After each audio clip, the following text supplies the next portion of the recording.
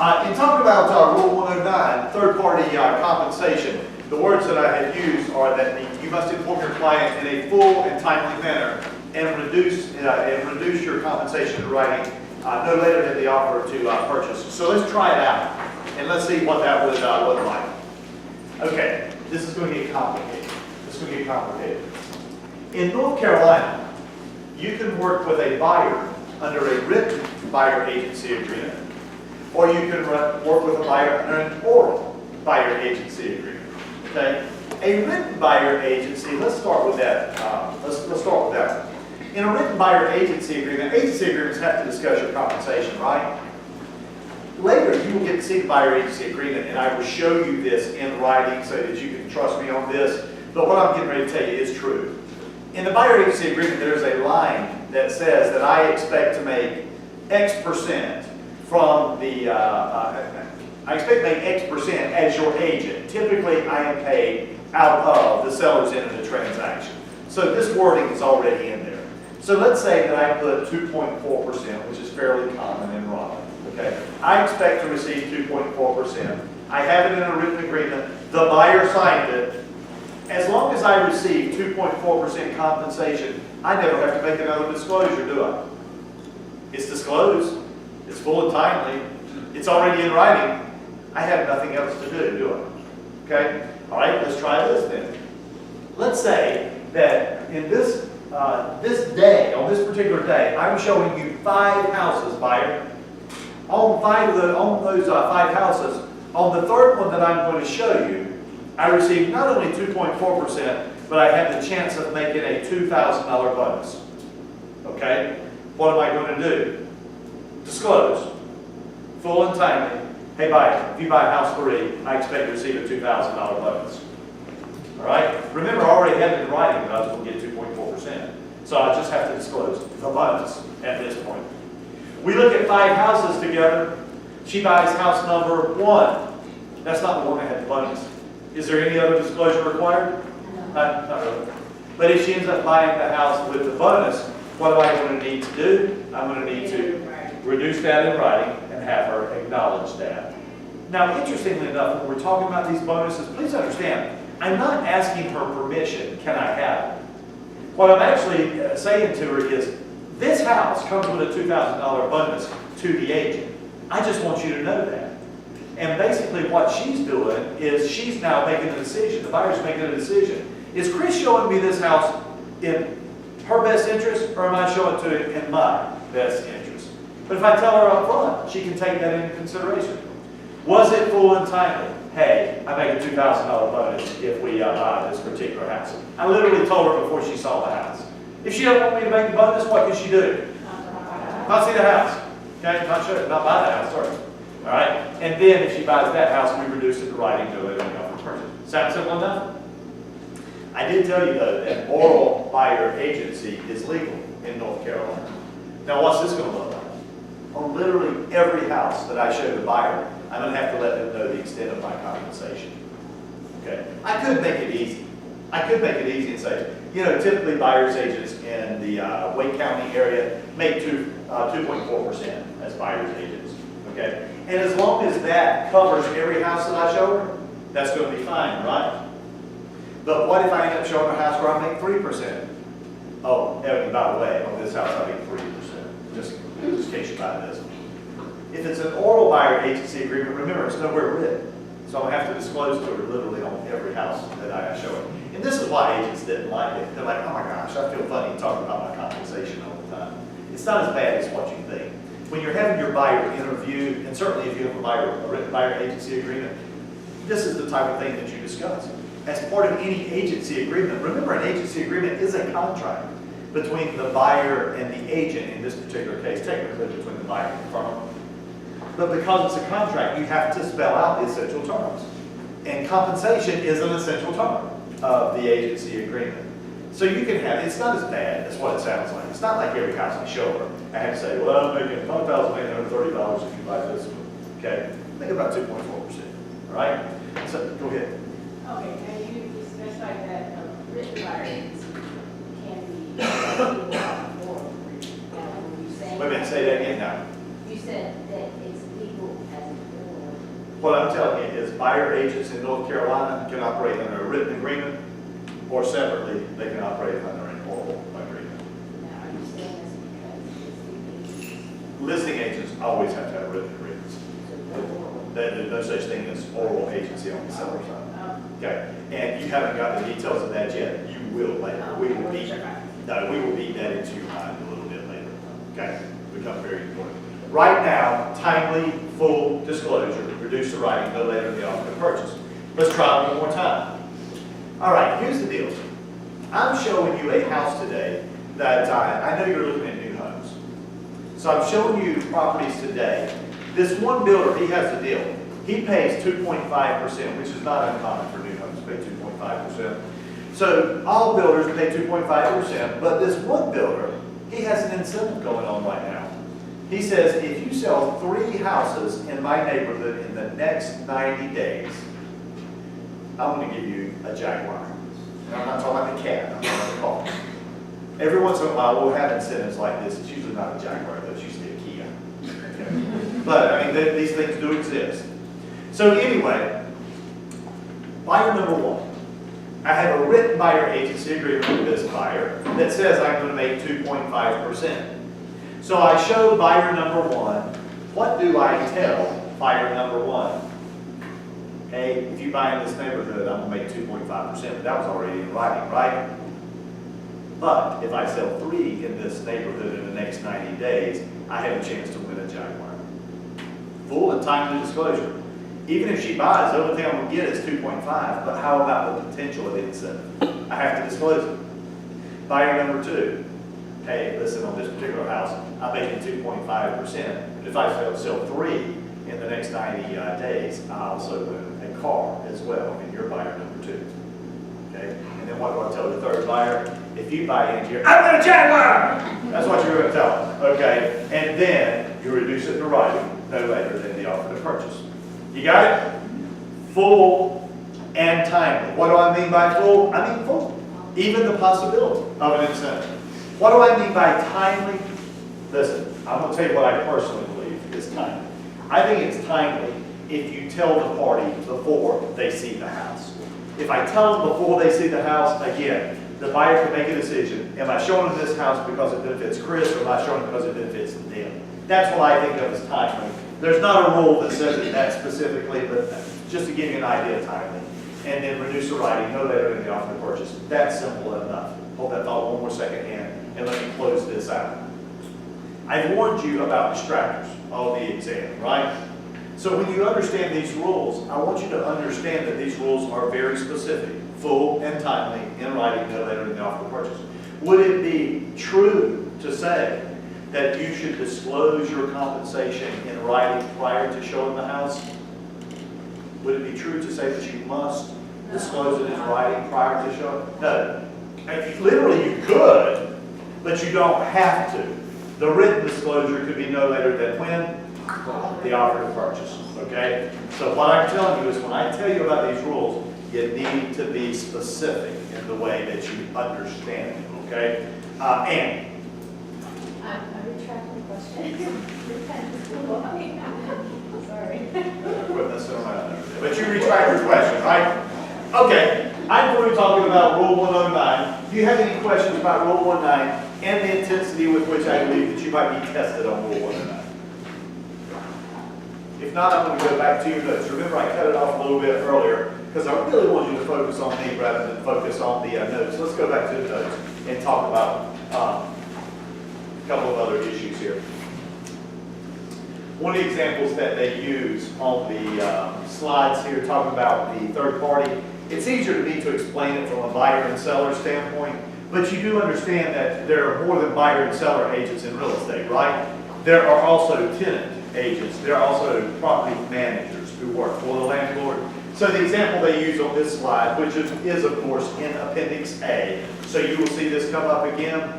As a property manager who works for the landlord, as a property manager, I have a company come in and clean carpets every time a tenant moves out. I do this. I'm the property manager. I made this decision for the landlord. Can that carpet company give me a kickback? What's the answer?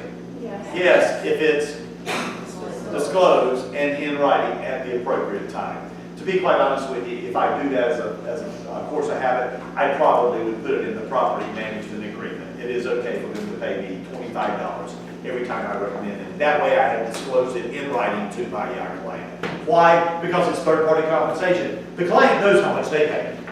I'm telling them how much I'm receiving from another party. Is it okay? Yes, it just has to be disclosed.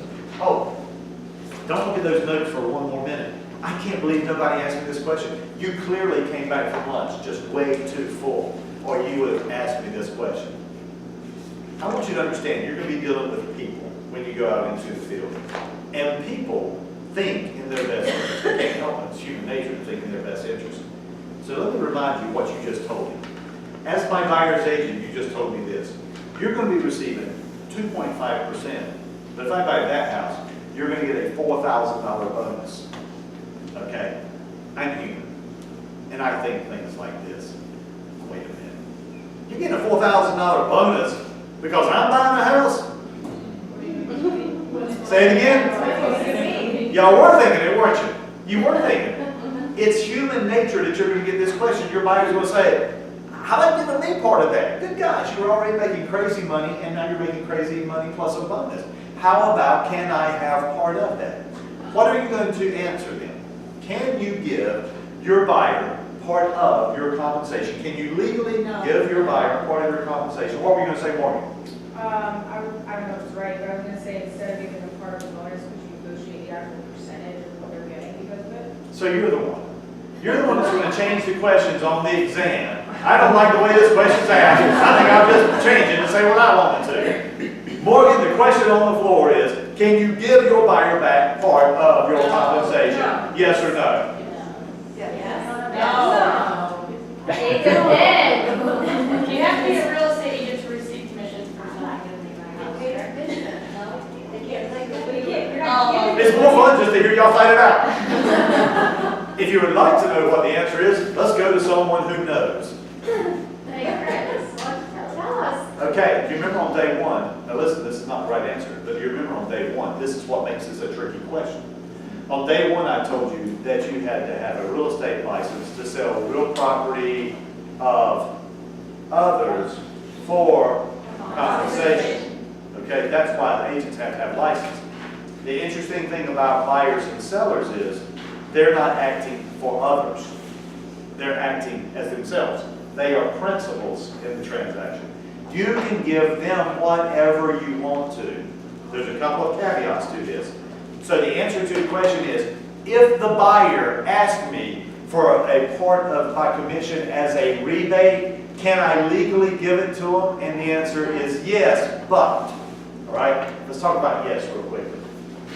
Here's the problem with this. Sometimes agents don't want to do it. And so you know what agents often answer? Oh, well, I'd love to give you some of it, but I can't. I can't say it'd be illegal. You don't have a license. It would be illegal. What's the problem with that answer? It is not true, so therefore it is a what? Start with the letter miss. It's a misrepresentation, and if you know it's a lie, it's a willful misrepresentation. Now you're guilty. Okay? So you could say, ask me, Melissa, say, can I have part of your commission? Of course, you're making a lot of money, not part of it. No. Any other questions? I like that. Remember, that really disclosing the compensation, I'm not asking, can I have that? I'm disclosing that there is, you buy that house, it comes with it. Okay, now here's another answer. She says, can I have $2,000? Okay, I will share my commission with you. It comes with a couple of caveats. First of all, you better talk to your firm, because whose money is it? It's your firm's money. Before you start giving money away, remember, it's not your money, it's the firm's money. Okay? The important part, though, is it also has to be approved by the lender. If they're getting a loan, it has to be approved by the lender. If you give the buyer under-the-table money, it's a concession, and if it doesn't show up on the settlement table, it's what we call a concealed concession, and it's loan fraud. If it doesn't go on the settlement statement, it's loan fraud. Do you know what the penalty for loan fraud is? Jail. 10 years in prison, $1 million. Okay? So you could just say no. All right, what do I want you to look out for test purposes? Can you legally share your compensation with your client? The answer is yes, you can legally do it, but it must be approved by your firm, and of course, it must be approved by the lender and show up on the settlement statement. If that is in fact the case, it is legal to do. Listen, this is not me recommending that you do it. I'm just saying it's legal to do it. Yeah. I'm sorry if I missed this, but you're disclosing, so can you disclose this builder is offering a bonus at this time? Do you have to say the amount? It's $4,000? It has to be a full and timely disclosure. Okay. So yes, full disclosure would indicate the amount. And then, Morgan, back to your question, in the field, sometimes there are other things you can work out. So that maybe a price, but it all has to be above board. Everybody has to be on the same page about where this money is going. Otherwise, it could be considered concealed concession. Okay. What other questions you have? Full timely disclosure, reduced to, like if they ask you for reporting money, please know what the rule is in case that question comes up on the exam as well. I will tell you, as you are venturing into Appendix A, you're going to be dealing with this a lot about who can be compensated. We haven't talked a whole lot other than the statement I made on day one, but I will tell you this test is brutal about what you need to do to get compensation. Can a for sale by owner be compensated? Can they make money in a real estate transaction without a license? Sure, they're selling their house, obviously they can. Can the buyer be compensated in this scenario I just described? Sure, they can. I'm not advising them, but sure, they can. How about this though? Your parents have 12 units that they own and they rent out. Your parents are ready to retire. So they just simply come to you and they say, Melissa, look, do you mind managing these properties for me? Melissa does not yet have a real estate license, okay? Can she manage the properties for it? Sure, she can do it. Can they pay her for it? No, because she doesn't have a license and she's not the principal. She's managing for others, okay? And they say, oh, we understand. There's those crazy laws. We can't pay you for it. So how about this? Can they give her a free stay in one of the units? We'll let you stay in one of the units for free if you manage the other 11. That's compensation as well. We never said it had to be cash. It's what we call valuable consideration. And certainly staying there for free would be valuable consideration. The test is absolutely proven on these topics. Okay? Be sharp on those. Somebody had a question? Was it?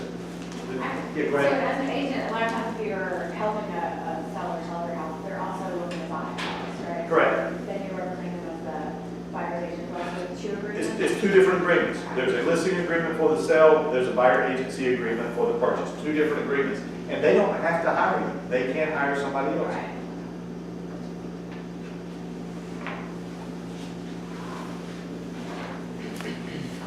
Jump ahead to this slide. Jump ahead to this slide. This is actually very simple, but as you're going over these slides, remember, pay attention to the top of the slide. We're now getting ready to talk about liabilities and consequences of breach of agent duty. So in this case, we're saying that the agent did not do what they were supposed to do, breach of duties. Are you with me on that? What's going to happen to you if you breach your duties? Disciplinary action by the real estate commission. Do you remember what the real estate commission can do to you? Reprimand, censor, suspend, and revoke. That was pitiful. Reprimand, censure, suspend, revoke. That's all the commission can do to you. Now listen, one of you is going to answer a question wrong about this at some point during this testing because we can make it sound very flowery. The real estate commission can fine you for this particular situation. No, they can't.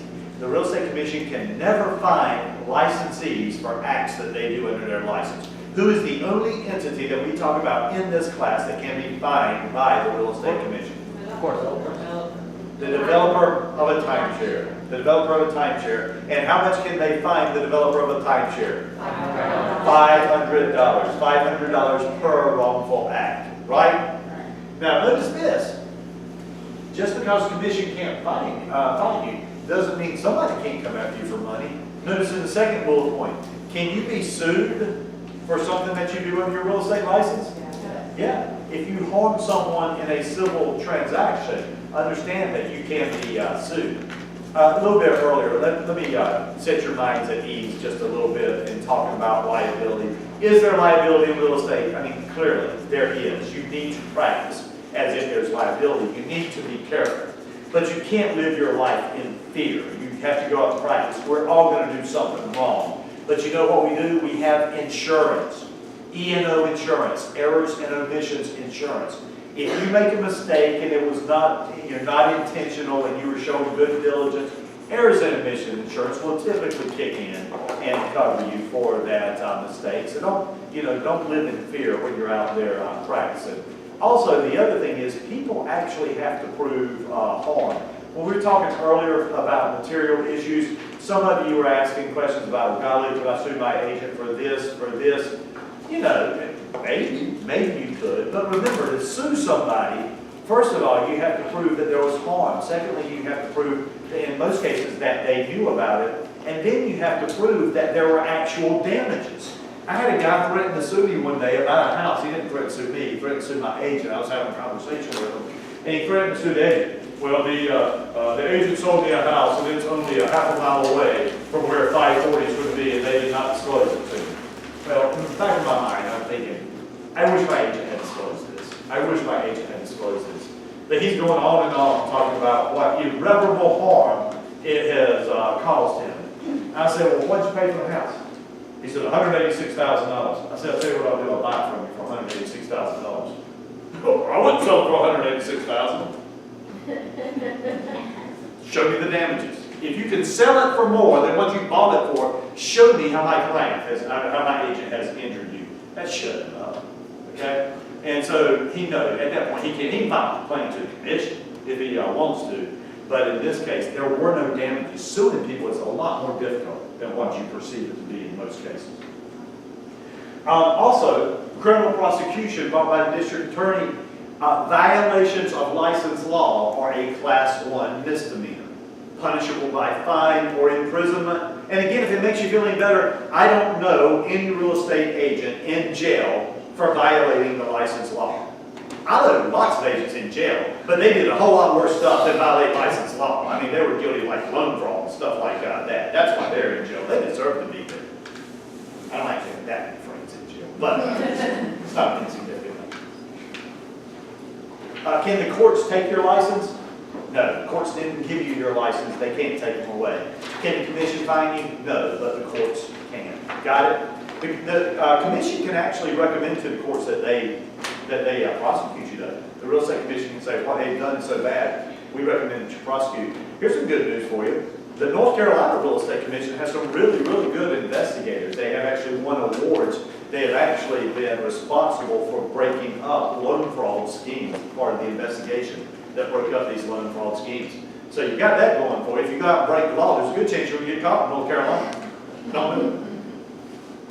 Now, duties and liabilities of whom? The principal. Now, the agents are not the only ones that have responsibility. So duties of and liabilities of the principal. What does your client owe you? What does your client owe you? If you're a listing agent, what do you think your client owes you? We have contracts that say this. What do you think? What's that? The way I would describe that is to act in good faith. Your client should act in good faith, and they should compensate you when you have earned your compensation. That statement's not technically correct. Let me alert you to something that will be upcoming here over the next couple of sessions. In real estate, as listing agents, we rarely get paid when we've earned our compensation. We normally get paid at closing. Think about that for just a second. As a real estate agent, as a listing agent, do you know when you have earned your compensation? You'll see it in the contract a little bit later when you bring a ready, willing, and able buyer. When you bring a ready, willing, and able buyer at the terms of the contract, or a buyer that the seller accepts. Okay? That's when I've earned my compensation. But now, we got another 30 or 45 days to close it. That's typically when I'm paid. Why am I telling you this? After we look at the agency agreements, it will be important for you to understand that test questions may be predicated on when you earn your compensation, less so about when you get paid. Does that make sense where I'm going with that thought? Fortunately or unfortunately, you'll get to see that in writing in the contracts. Okay. What do I mean by act in good faith? What can a seller do to act in good faith? Tell the truth. Tell the truth. make the house available for showings, make the house presentable for showings. Listen, guys, you'd be surprised. You're going to go out and take a listing one day. You're going to spend your time, your effort, your money marketing this house, and every time somebody calls to make an appointment, the seller turns it down. Well, seller, that's not acting in good faith. I can't sell the house if you don't show the house. So they need to act in good faith. They actually have committed to that. What do sellers owe to third parties? What did I say a little bit earlier? What does a seller owe to a buyer in North Carolina? Nothing. North Carolina is a caveat emptor state. Let the buyer beware. Buyer, you're responsible for doing all of your own investigations, doing your own diligence. Do you remember the two things I said that a seller cannot do? They cannot lie, and they cannot conceal a material fact. If they have not done those two things, sellers are not going to be liable to buyers. Don't lie, don't conceal material fact. Otherwise, buyer, it's up to you. Do whatever investigations you want to. All right.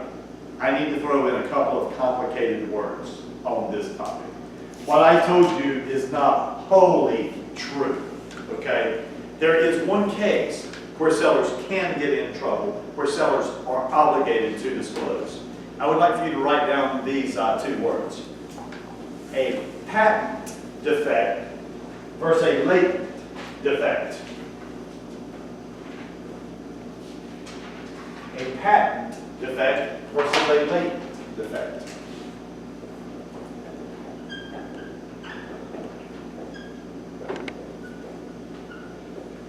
Okay, I know these are not words that you use every day, but they're used exactly as they are in normal English. A patent defect is one that is discoverable through normal diligence. A latent defect is a hidden defect. If a seller knows of a defect that is hidden and is not going to show up in normal diligence, the seller in court cases has been obligated to disclose these. Let me give you one example. If you can remember this story and those two words, that's all you need to know. Okay?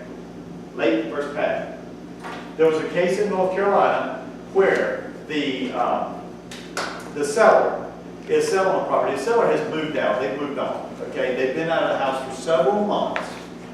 They have a problem with the septic system. Okay? It has a septic tank. It's not on public water and sewer. Well, the problem with a septic system is if you don't have anybody living in the house, it's usually not going to be a problem. It's only going to be a problem if there's flushing and showers and dishwashers and stuff going, right? So this seller's been out of the house for 6 months. We've actually seen a change of seasons even, okay? Grass has come, grass is gone. It's not discoverable at this point. The seller doesn't discover it. Actually, in this case, I don't think the agent was aware of it either, because the agent, by the time they came along, it would not have been discoverable by an agent as well. So the seller never discloses this to the buyer. Several months down the road, a buyer buys the property, moves in. Now, the buyer did all appropriate inspections, but this was not discoverable through normal diligence. Okay? You know when the buyer discovered it? Now they're living in the house. They're flushing toilets, they're taking showers, they're running dishwashers, and the septic tank overflows. And so now their house actually sits uphill from a neighbor. And so here's how the buyer learns of the problem. As the septic tank is overflowing, it's flowing where? Right to the neighbor's yard, to which the neighbor comes through the fence and says, I told that SOB, he should have fixed this, blah, blah, blah, blah, blah. What did the buyer just learn? The buyer clearly learned that the seller was aware of this problem and did not disclose it to him. The buyer in this case sued and prevailed, and the reason that he prevailed was in fact because the court looked at it and said, come on seller, in fairness, this is not something that was discoverable through normal diligence, so therefore we believe that it would be essentially the same as you concealing a defect. Okay? So that's one case, and I'm sure there are some others as well. But I just wanted to correct that. A patent defect, easily discoverable. A latent defect, not discoverable through normal diligence. Okay? And what's going to happen if the seller does lie or try to defraud the buyer? Obviously, they're going to get sued, right? They're going to get sued. Lisa, stop right there for just a second, please.